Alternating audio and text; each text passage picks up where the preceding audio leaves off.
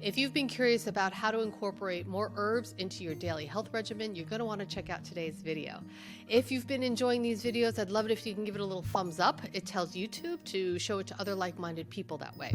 Today, my guest is Dr. Rawls. We talked about his incredible book, The Cellular Wellness Solution, and the science-backed power of herbs.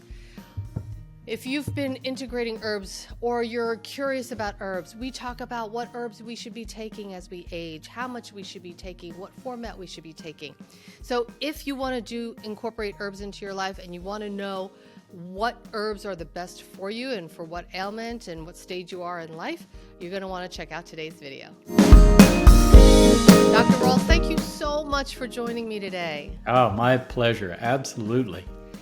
I am so excited to talk herbs with you because this is something that I have integrated into my life for years now. And I just finished your book. And because of your book, I'm now taking Hawthorn, which is something that we're going to talk about.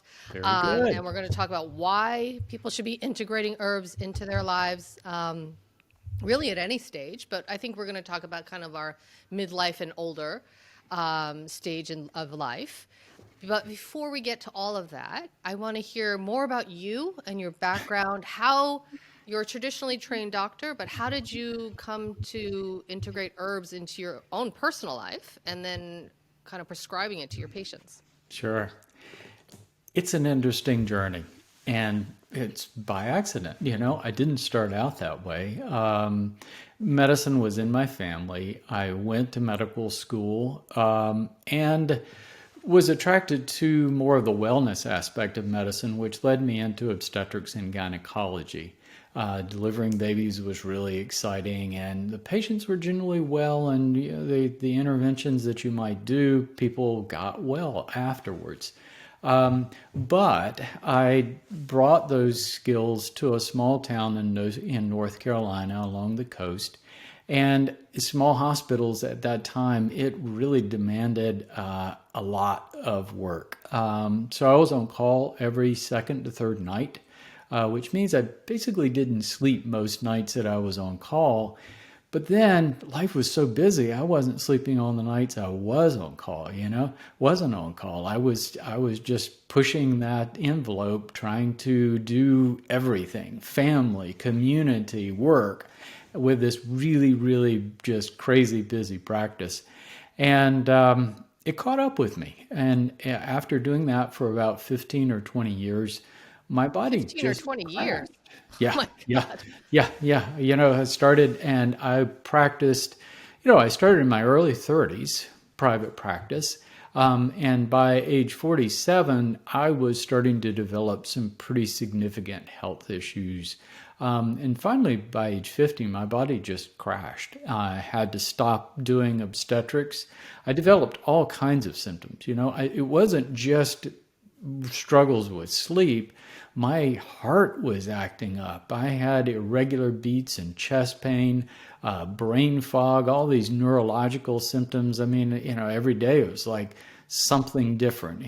And I was asking that question, do I have MS? Am I developing Parkinson's? I mean, because I had a tremor. I had all this crazy stuff. And the healthcare system just really wasn't able to help me. I wasn't sick enough to get a diagnosis, so I ended up identifying with fibromyalgia, which really isn't much of a diagnosis. All they can do is treat your symptoms. And I was really getting frustrated. Now, by then, I'd given up obstetric call, and I started, I was working on my diet, working on my health habits, reducing my stress, but I was still just barely making it from day to day. And like many people with fibromyalgia, I was looking for other diagnoses. What could it possibly be? And one of those that pretty much everybody looks at is Lyme disease. Could I be carrying these bacteria that cause Lyme disease? And that was a pretty high likelihood because I grew up in the woods playing and I was constantly getting tick bites. So yeah, could I have picked this up? Well, there wasn't much doubt. So I eventually did find that diagnosis and thought, well, antibiotics, I'll be well, back on my feet, this is treatable. And the antibiotics just made me sicker instead of better. So here I was in this semi state of disability. I had started a practice that didn't require call, just doing primary care so I could generate income. And I was just in this trap of poor health and not knowing how to get out of it. And I happened to read a book. This was around 2005. I happened to read a book written by an herbalist about herbs to use for chronic Lyme disease. And I took a leap of faith and started taking these herbs, high quantities, not the typical stuff you would find in a health food store. And my health started becoming better. I started easing out of this. Noticed a difference within 3 months, but it was an up and What do you down mean, like thing. getting better? What did you notice was changing in the 3 months after Um, taking the herbs? yeah, that's the thing. It wasn't one thing. It was everything was a little bit better. My energy was a little better. I'd have more days that were good days. My heart wasn't acting up quite as much. But it was a start and stop thing, and I would run out of herbs and have to restart because I was taking like 6 or 8 bottles full of stuff. Um, and so the full recovery took about 3 to 5 years to totally get my health back. But even then, every time I stopped the herbs, I'd start sliding back a little bit. So I finally said, I'm just going to keep taking the herbs. And I've been doing that for over a decade and a half now. And my health just got better and better and better and better every year that went by. The past 10 years have been some of the best in my life. I had like mild symptoms of different kind in my 30s, and I look back and it's just because I was always stressed and not eating well. I'm pretty much symptom free as much as you could be at age 65. My joints are good, my heart's good, everything works great, and I feel well. I've got the energy, better energy than I would expect at age 65. I'm still doing things like kite surfing, Wow. and it's just really wonderful. And diet, lifestyle, paying attention, those things are important, but I have to give the herbs a lot of credit over these years. Wow. So tell me a little bit about like what kind of herbs you were taking um, first, and then I want to ask a question about just herbs in general and how does it interact with our bodies to actually make us better, right? To have us Right. heal from Yeah. whatever we're ailing from. Yeah. I was taking herbs that had recognized antimicrobial properties that would cross over and treat the bacteria of Lyme disease. So that whole time I thought, I'm killing the bacteria. That's what I'm doing. And I've come around to thinking of it very differently now. I now recognize that truly all herbs have some antimicrobial properties. They have to. Because you think about it, an herb, we're talking about a plant. So all plants have to defend their cells, their being against invaders and stress factors.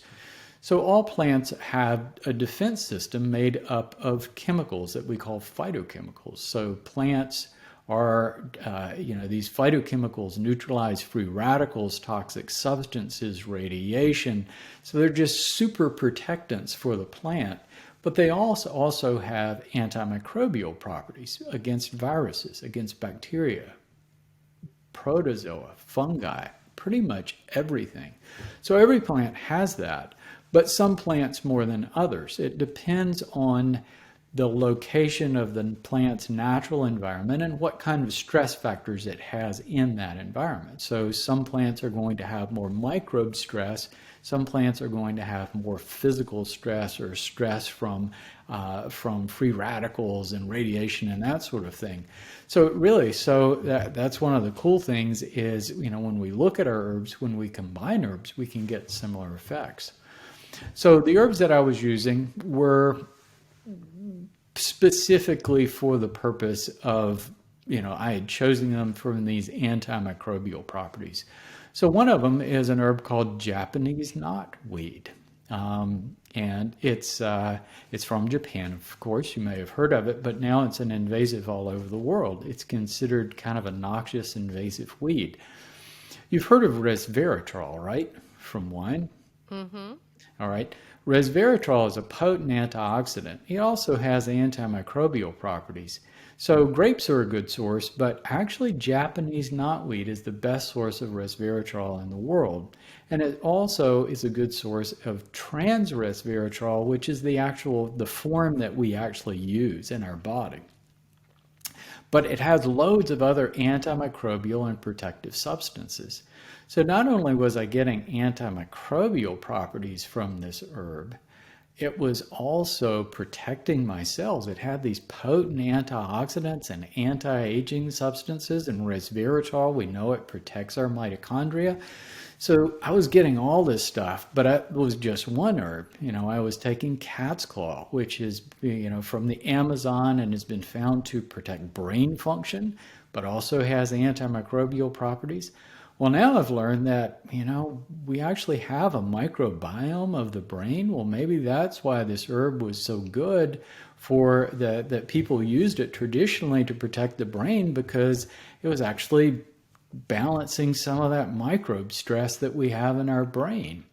Garlic was another one that I used. Really nice herb, great for the heart, but also good for antimicrobial properties. Andrographis from India was one that I used. So I don't use these herbs on a regular basis now. I kind of reserve them for when I need something a little more potent, or when I'm, recovering from some kind of a stress. But they were really, really important during that phase of my recovery. But these herbs, they have these antimicrobial properties, but they also balance immune functions and protect cells of our body, which is really the bottom line of what we want to get from an herb. And so they were doing all these wonderful things.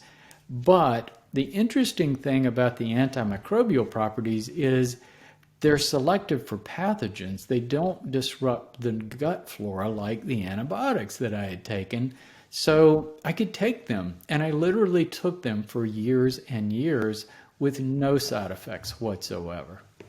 So is that across the board? So herbs generally have no side effects. Like, can you Well, OD on them? um, Like, can you take too much? Like, how do you know how much to take if you're taking too much or too little? Or Well, I think you've got to first recognize that definition of herb is pretty broad, right? So it starts to it on one end of the spectrum, you've got plants that we would eat as food and our culinary herbs, all the way at the other end of the spectrum, where there are plants that do have drug-like properties or poisons that have to use very carefully. And I generally stay away from those kinds of herbs. If I need something with drug-like properties, I want the controlled value of a pharmaceutical. I'm not going to have it in an herb. So the herbs that I'm using have a low potential for side effects, a low potential for adverse reactions, can be taken for a long time. So they don't really have, the chemicals in them don't mess with our physiology in a way that's harmful. Mainly what they're doing is protecting our cells from stress, which I found in my journey is so vitally important for not only staying well, but aging well. exactly, exactly, which kind of brings me to the whole aging question, right? So if we're, when we start getting to our 40s and 50s, I feel like there are certain kind of chronic issues that start to develop. It might be, hypertension, it might be thyroid issues, it might be, and they, like they seem minor in the beginning, and then they gradually become more serious, unless we kind of mitigate the damage in some sense. And a lot of people Right. then take pharmaceuticals, right? Right. What are there, like, is there kind of certain herbs that you find are kind of like on your top 5 list or on your top 10 list to try to kind of like age well and kind of like the must-have herbs, I guess. Right. I know everybody's different, so it's really difficult to say that. Well, truly, and that's a question that I am asked all the time. And there are a lot of herbs that you could choose for those purposes, but when I had to answer that question myself, what are the herbs that I want to take for the rest of my life that are going to protect my organs and my cells? Basically, we're all made of cells. Our heart is an organ that's a composite of individual heart muscle cells. Our liver is cellular, our brain is cellular, so everything is made of cells. So when we're protecting cells, then that reduces our risk of illness. It's really important. So looking at herbs, so we mentioned that herbs have different properties, and it really depends on the environment where the herb its natural environment. So whatever kinds of stress factors it's having to deal with, it's creating chemical solutions, chemical protectants of various kinds. So when we take an herb, we're basically getting the plant's entire defense system. But we're also getting its regulatory system too. So plants are multicellular organisms like we are, so that plants have to coordinate cellular functions. So what our hormones do, our hormones, nerves, other signaling agents, is coordinate our cellular functions so we function as a unit. Well, the plant's doing that same thing. And interestingly, the plant is using a lot of the same chemical messengers and hormones that we do. So plants that have a balancing effect and promote wellness, promote health, have a chemistry, both protective defense system and regulatory system, that favors balancing our systems and balancing and protecting our cells. So those are the kinds of herbs we want to use every day. And that's different than choosing an herb to say, well, I want something that helps me sleep better or gives me energy or that sort of thing. This is more, I want to take this every day to protect my cells, to slow down the process of aging and reduce my incidence of illness. So top of my list is an herb called rhodiola. Rhodiola is from Siberia, so very cold, harsh environment, a lot of physical stress there. So that particular herb is really good for helping us adapt to physical and mental stress. It balances our stress hormones, but it protects our tissues in such a way that it enhances oxygenation of tissues and protects our cells so we have a greater resilience. Really wonderful herb, but like from Siberia, right? But interestingly, different plants grow around the world and have close relatives. So we've actually found a close relative of rhodiola in the Appalachian Mountains of North America. So you find common plants all over the world. Wherever you are, there are medicinal plants around you. So the next on the list is Reishi, which is a mushroom. And so when we talk about herbs being plants, well, traditionally herbalists do include the medicinal mushrooms. And both reishi and rhodiola are considered adaptogens. They help us balance our stress hormones along with protecting cells in the body. Reishi has been studied in Japan and has some of those potent anti-cancer substances known on Earth. Antiviral, immune balancing, a wonderful addition to that regimen that you might want to take every day. So if you go walking in the woods anywhere and you see a mushroom that's growing on the side of a tree that looks kind of like a fan and it has a rust rainbow color, that's a reishi. So different species grow all over the world. So these things are very common. They're all around us. Third on my list is turmeric. Everybody knows turmeric. It's the yellow that in curry, an Indian curry. And in India, people eat about a gram of turmeric in their curry every day. And it's felt to be one of the reasons that people in India have such a low incidence of Alzheimer's and cancer. It's also really good anti-inflammatory for joints.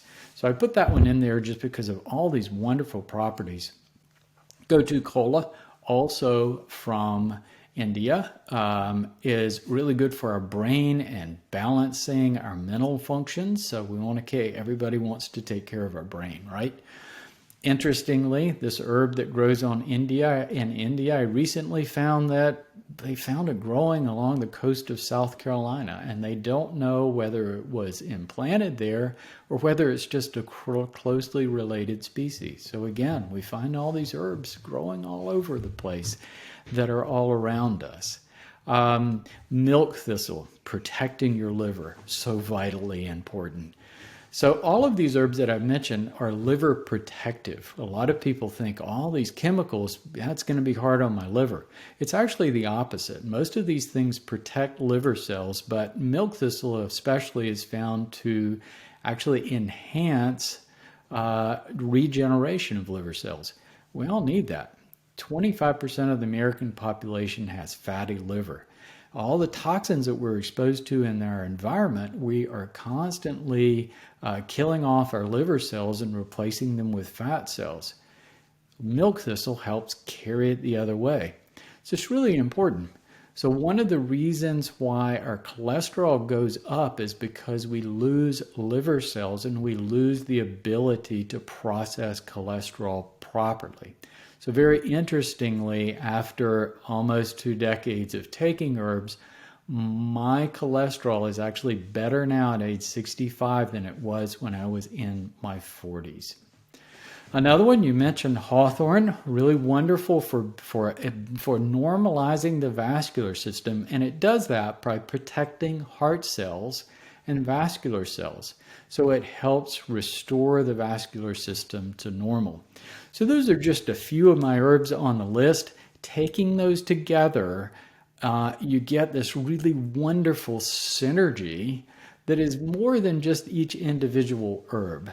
And so that is part of our herbal tradition, is using formulas that typically include anywhere from 5 to more herbs in a single formula. Right. Oh my God, this is just like my mind is just like totally exploding. This is awesome. So when people take herbs, right, not all herbs are created equal. You can go to any store these days, right, and find herbal supplements of some degree. Maybe not some of the ones that you mentioned, but turmeric, like some of the more popular ones you can buy anywhere. So how should people be looking at herbs when they're purchasing them? Is there something that they should be looking at on the label? Is this capsules versus tinctures, powders? How do you recommend people purchase their supplements? Yeah, I think part of it is finding a good company that you can trust that has done all the work for you. You know, that's one of the things that I became involved in my career. There are a lot of good companies out there, but it seems like the more the product is hyped up, then the worse the product actually is. And quality does matter. You know, in my recovery, I was taking high grade extracts and I was taking a lot of them to get my health back. So if the higher the grade, the fewer capsules that you're going to have to take. There are three. Talk to me a little bit about extracts, actually, because you do see that everywhere, right? Extracts versus just the powder. Right. There are 3 main commercial preparations. One is a whole herb powder, and this is what you're going to find in a capsule, and maybe it costs like $15, $15 or $20. And if you look on the bottle, it's just going to say Hawthorn or rhodiola. That's it. That's all. And a lot of times they don't even tell you how much is in there. So what you're getting there is they take the herb, the plant, they dry it, crush it up into a powder, and then put it in the capsule. So what you're getting is not much of the plant chemistry, the phytochemicals, but a lot of fiber. So you're really not getting very much for what you pay for. So I tend to steer people away from those. The next level up are tinctures. We see the tinctures all over now. And a lot of tinctures are really good. I use some tinctures, So a tincture, they take the plant, soak it in water and alcohol, and the water pulls some chemicals, but the alcohol pulls other chemicals that water doesn't get. So you get the full spectrum of the plant, what we call a full spectrum extract. We're extracting those chemicals. And then they discard that fiber, so you're just getting the chemicals in the water and in the alcohol. And they're really good. And you take dropperfuls of those. You're getting some alcohol, and the downside is some of our better herbs can be really, really bitter. It's like Andrographis that I mentioned.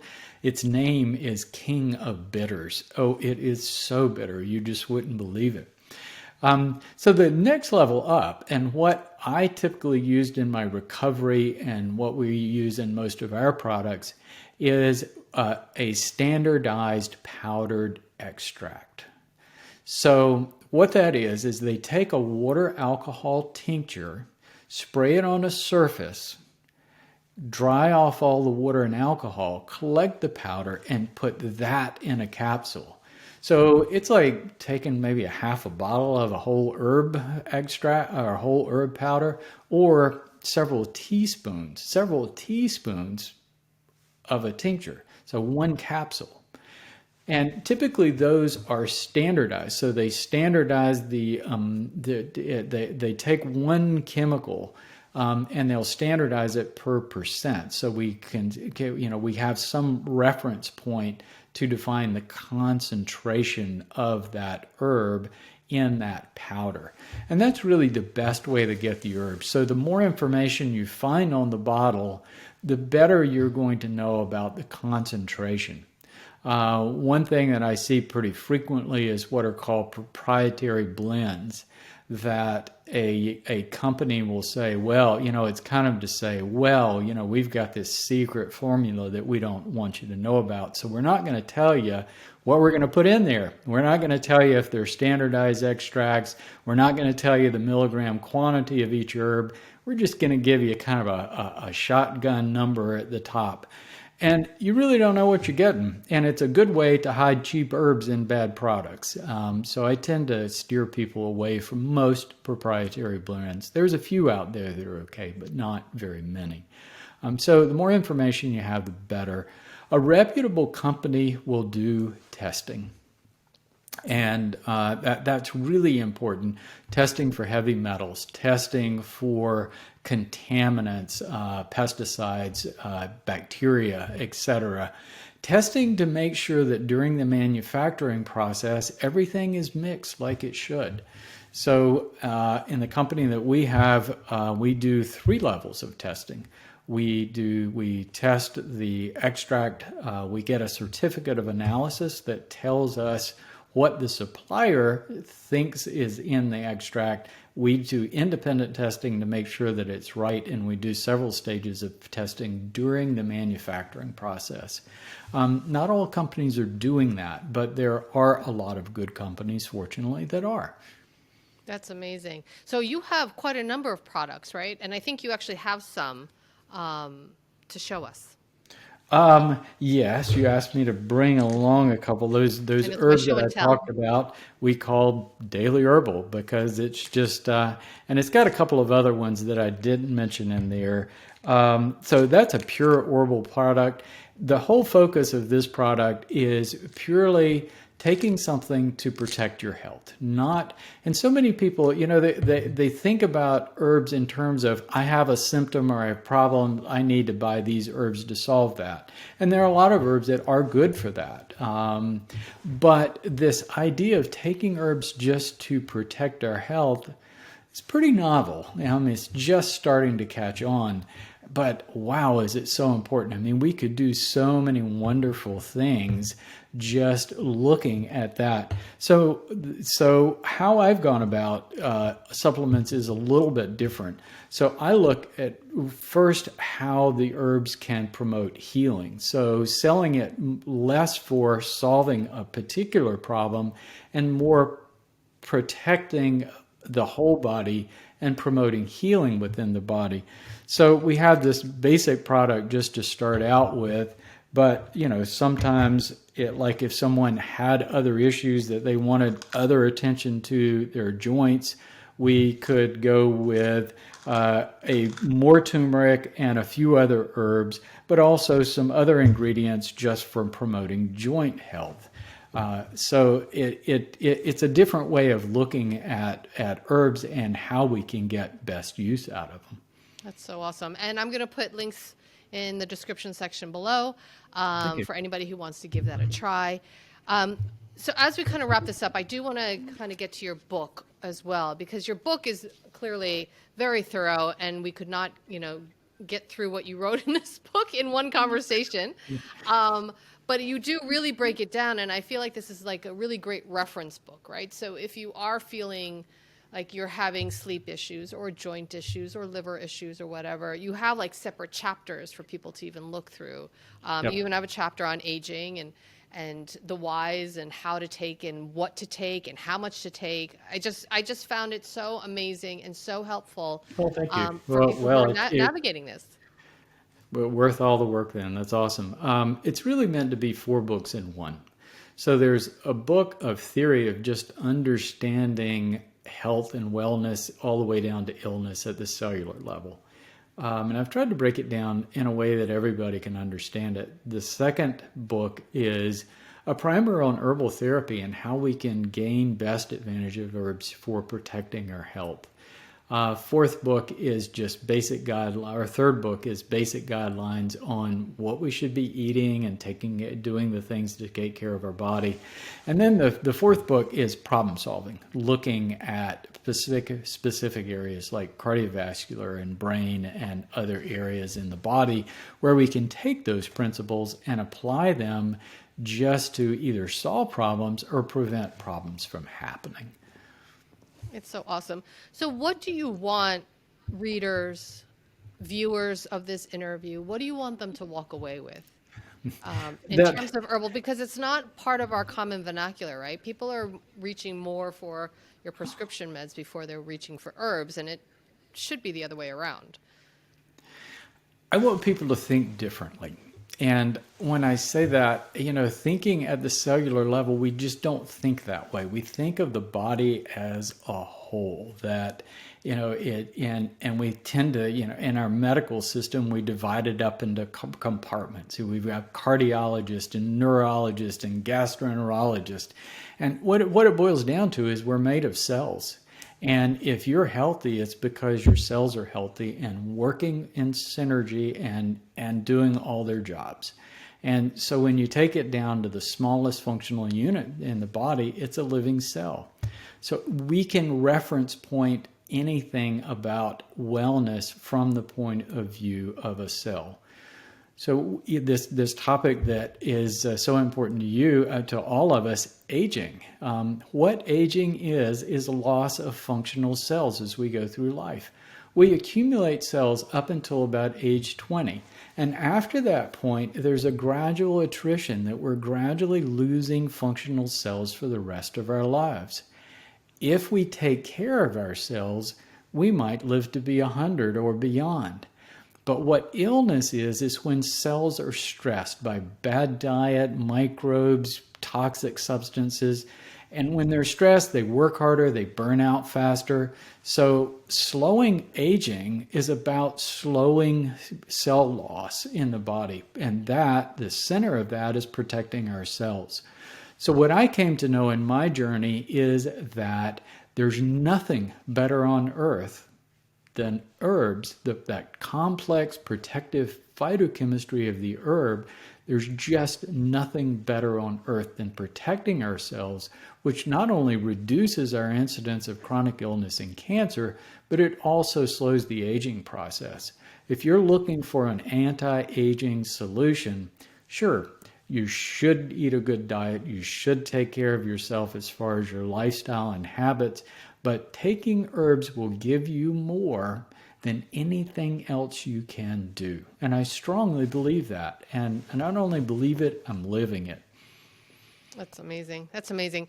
So Dr. Rawls, if people want to find out more about you and your supplements or want to read your book, where do they go? The book's on Amazon. You can find it there. You can also find it on our website, vitalplan.com. That's an interesting part of my journey. You know, one of my frustrations with as a physician recommending products to people and patients is that it was really hard to find good products in the right combinations. So I worked with my daughter to start a supplement company so that we could really give that standard of quality that I considered essential, and the combinations that we're looking at this concept more promoting healing than just treating symptoms like so many other products are designed to do. That's amazing. It's so amazing. And I'm hoping that people who do view this interview will explore herbs more and start taking them more regularly. I know that they've really helped my life, and clearly they've helped your life. Dr. Rawls, thank you so much for joining me today. This has been great. Oh, a real pleasure. Thank you so much for having me.